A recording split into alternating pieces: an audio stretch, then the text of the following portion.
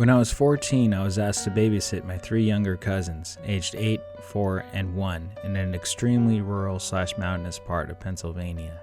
My aunt and uncle had a wedding to go to over an hour and a half away and wouldn't be back until very late. Their house was situated on a steep mountainside. Their back deck had a 15-foot drop onto a rocky hill down below leading to a river. Their closest neighbors were about a half-mile away. The closest main road was a mile away, and at night there were no lights to be seen anywhere around them. Basically, it was in the middle of nowhere, and you would have to know where you're going to get there. You don't just accidentally end up there. My aunt and uncle left us with some pizza and their cell phone number next to their landline and headed out.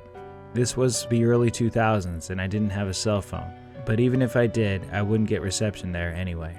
The baby was already asleep. The 4-year-old wasn't feeling well and was quietly watching TV in the living room as he dozed off, and the 8-year-old was playing Guitar Hero with me up on the loft. The loft overlooked the living room on the left, where I could keep an eye on the 4-year-old, and there was a huge window that overlooked the driveway to the right. The description of the driveway is an important detail to the story. The road that led to their house ran straight into their forked driveway. It was a dead-end road. The house was as far as you can go. Go to the left driveway, there's a large open carport, and that's where my aunt and uncle and anyone who ever visited parked. The right driveway led down a very short but very steep hill to a large leveled out area and ended against a garage door that opened to the basement of the house. It was never used as a garage, but served as my uncle's man cave and where he spent most of his time. Right beside the garage door, a normal door with a window so you could see right in. But this driveway was exclusively used by kids as a play area because it was the only flat yard-like area on the property, and being on a mountainside, there isn't much room to safely play otherwise. No cars ever drove down there. Ever. There are too many toys and bikes in the way, and friends and family knew this. It was about 10 p.m., pitch black outside, no moon to illuminate the area either. My cousin and I were still playing Guitar Hero when headlights caught the corner of my eye. And not my aunt's minivan headlights. Huge truck headlights with those roof lights you often see on Jeeps or other off-road trucks. Not only that, the truck was going down the right driveway, the kids' play area. This was not my aunt and uncle. This was not anyone they knew. Panic and dread filled my body. I was a small teenage girl, alone in an isolated house, on a mountain at night, with 3 children in my care. In a terrified voice, I asked my cousin, "Who is that? Do you know whose truck that is?" And he looked panicked. "No, I've never seen that truck before," he replied. I quickly ushered him downstairs, still unsure what to do, but the 2 little ones were sleeping down there and I wanted to make sure they were safe. I checked on the baby and then grabbed the phone to call 911, and then I started to hear the metal garage door being shaken violently. No one ever opened that garage door. More panic fills me. I hear them try the door beside it, the metal doorknob jiggling. No one was actually knocking. It's not like they were checking to see if my uncle was down there. Plus, the lights were out. It was dark down there.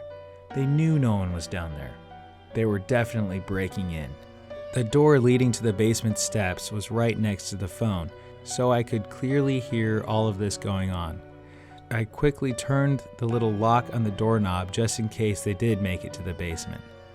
My heart was practically jumping out of my chest. I'm talking to the 911 dispatcher as my 8-year-old cousin clings to my arm. The operator is calm and trying to calm me, but I knew it would be at least 30 minutes until a police officer could get up there, assuming they didn't get totally lost in this mountainside in the pitch dark. I just kept thinking, we are fucked. We are dead. This is how I die. The operator asked for the number my aunt and uncle left me so she could have another dispatcher call them to let them know the situation. I turned around to grab the paper with the number on it, and to my absolute horror, I see a man peering in the large sliding glass door. A huge, burly, which would have been a 6'4" man with long, scraggly red hair and a big, red, bushy beard. And what made it worse, he was grinning at me. Grinning in a way that still scares me to this day. Meanwhile, I had to have looked like a terrified deer in the headlights.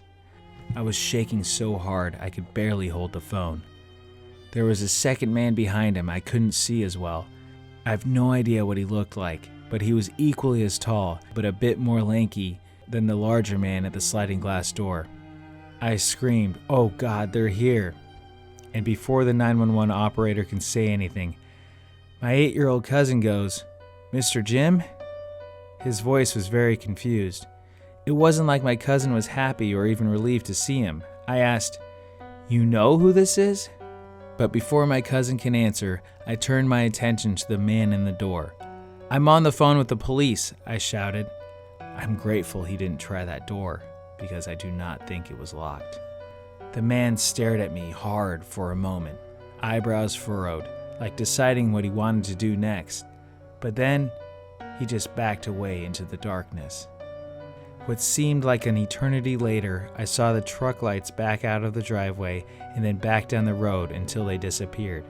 I was still scared shitless, and so was my cousin.